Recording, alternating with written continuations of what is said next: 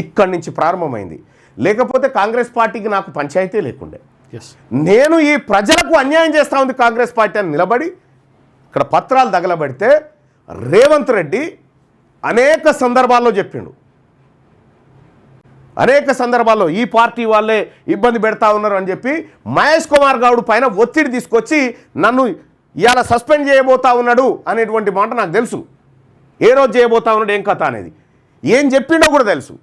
అట్లా రేవంత్ రెడ్డి ఏం చేసిండు, నన్ను పార్టీ నుంచి సస్పెండ్ చేయించాడు. తీన్మార్ మల్లన పార్టీలో తీసుకున్నటువంటి నిర్ణయాన్ని ఇంప్లిమెంట్ చేయమన్నందుకు సస్పెండ్ అయ్యాడు.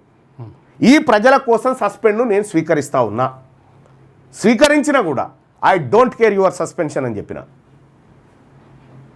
నేను నా ప్రజల పక్షాన్ని నిలబడతా అని చెప్పిన. పత్రాలను కాల్చివేసిన, నేను చేసిన పని, వీలు చేసుకొచ్చిన పని మళ్ళా మీకు ఇది తెలవాలా, దానికోసం చెప్తా ఉన్నా. కాల్చివేసి శాసన మండలిలో కొట్లాడినా.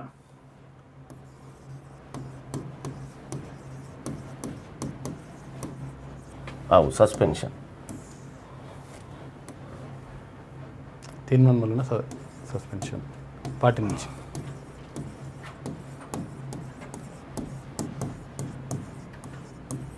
సస్పెన్షన్ పార్టీ నుంచి. నాకు ఇక్కడ సస్పెన్షను, వీళ్ళకేమో సీఎం మర్యాదలు,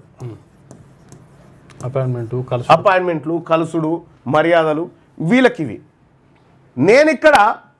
నేనిక్కడనేమో మా వర్గాల ప్రజలకు నువ్వు మోసం చేస్తున్నావు రేవంత్ రెడ్డి, నీది ద్రోహమైనటువంటి పార్టీ, నీది ద్రోహమైన నిర్ణయం అని చెప్పి నేను కొట్లాడుతూ ఉంటే వాళ్ళు ఆ పనిలో ఉన్నారు.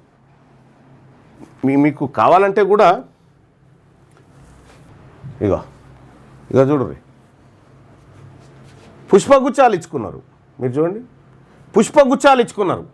అదొకటే కాదు, ఇగో పుష్పగుచ్చాలు ఇచ్చుకున్నారు. వీళ్ళు ఆ పనిలో ఉన్నారు. నేనేమో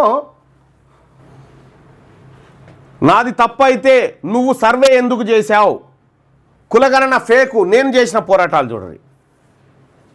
కులగణన పత్రాన్ని వివరించిన మల్లన్న, కులగణన రిపోర్టును ఉచ్చబోసి తగలబెట్టండి అని నేను పిలుపునిచ్చిన. ఇవి చూడండి,